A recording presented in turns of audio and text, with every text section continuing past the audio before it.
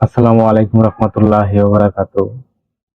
আমরা হেলাই ফেলাই এই রমজান মাসটি কাটিয়ে দিচ্ছি, অথচ দেখেন প্রথম রমজান থেকে শুরু করে আজকে কয়েকটি রমজান চলে গেছে, কিন্তু প্রথম রমজানে আমরা মসজিদে যেরকম অসংখ্য লোক দেখেছিলাম, এখন তো সেরকম লোক পাচ্ছি না বা দেখছি না। প্রতি ওয়াক্ত নামাজের সময় যেরকম লোক মসজিদে দেখা যাচ্ছিল, মনে হচ্ছে যে সবাই ইনশাল্লাহ নামাজের প্রতি আল্লাহ তাআলা তাদেরকে হেদায়েত করেছে। আসলেই না, আল্লাহ তাআলা এমন হেদায়েত তাদেরকেই করেন যারা পাঁচ ওয়াক্ত নামাজ কঠিন কালেও ছাড় দেয় না বা ছাড়ে না।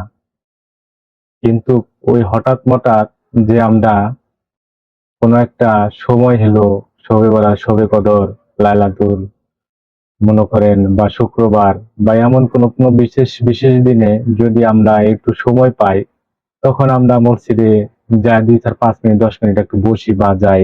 আসলে এটা করলে আমাদের ঠিক না। দুনিয়াটা এমন একটা জিনিস, আপনি টাকা পয়সা ইনকাম করবেন, হ্যাঁ, আপনার পেট চালাতে হবে, সংসার চালাতে হবে, এই না যে পৃথিবীতে আপনি কেন এসেছেন বা কিসের জন্য আল্লাহ তাআলা আপনাকে সৃষ্টি করেছে, সেই বিষয়ে আপনার একটু জ্ঞান ধারণা থাকতে হবে বা বুঝতে হবে।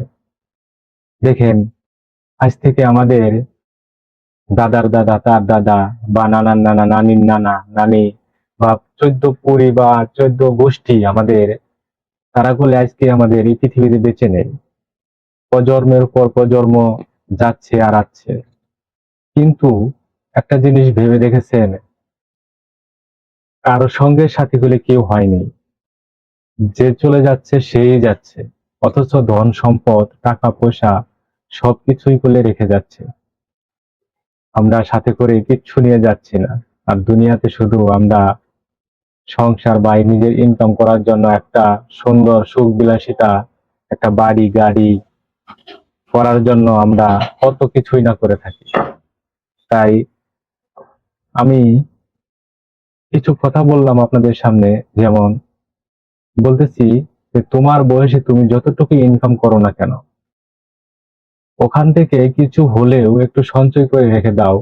কারণ এমন একটা সময় আসবে যেন অন্যের ধারে তোমাকে হাত না পাততে হয়। কারণ এখন তোমার শক্তি আছে, তুমি ইনকাম বা যে কোনো পরিশ্রমের কাজ করতে পারতেছো। এমন একটা সময় আসবে তোমার শরীর চলবে না, নিজের আপনজন হোক বা পাড়া প্রতিবেশী হোক, কারো কাছে যেন হাত না পাততে হয়। এই জিনিসটা খুবই বলে লজ্জাজনক কাজ। তাই আমি বলতেছি যে এমন একটা সময় আসবে তোমার, যাতে ওই সঞ্চয়টুকু কাজে লাগে। তেমনি আল্লাহ তাআলা তোমাকে যেতটুকু হায়াত বা আয়ু দিয়েছে বা বয়স দিয়েছে, তোমার সেই বয়সকেও আখিরাতের জন্য একটু কাজে লাগাও। কিভাবে লাগাবে তুমি দেখো। সেখান থেকে যেমন তুমি বা আমরা সবাই দিনের ভিতরে অনেক কাজ করি, এখানে দিনে দিন রাতে 24টা ঘন্টা, এখানে শুধু আমরা 5 ওয়াক্ত নামাজ আদায় করব। 5 ওয়াক্ত নামাজ আদায় করার জন্য বেশি প্রয়োজন হয় না, 10 মিনিট করে 50 মিনিট, 24 ঘন্টার ভিতরে যদি আমরা 50টা মিনিট আখিরাতের জন্য বা আল্লাহর জন্য বা নিজের জন্য যদি ব্যয় করতে পারি, তাহলে আমাদের জীবনটা অনেক সুন্দর হতে পারে ইনশাল্লাহ। আর মনে করেন, মৃত্যুর পরেও আল্লাহর কাছে আমরা মাথা উঁচু করে বলতে পারবো যে আল্লাহ, তুমি আমাদের সৃষ্টি করেছিলে যে উদ্দেশ্যে আমরা তোমার কাজ করেছি বা করতে সক্ষম হয়েছি, কত কিনা কতটা জানি না, তবে চেষ্টা করেছি।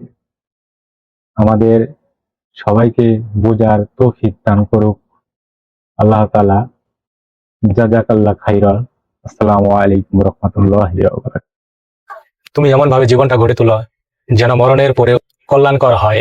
5 ওয়াক্ত নামাজ বাদ দিও না, মনে যেন হয় ভয়, দুনিয়ার চাইতে যেন আখিরাতের শান্তি সুখের হয়।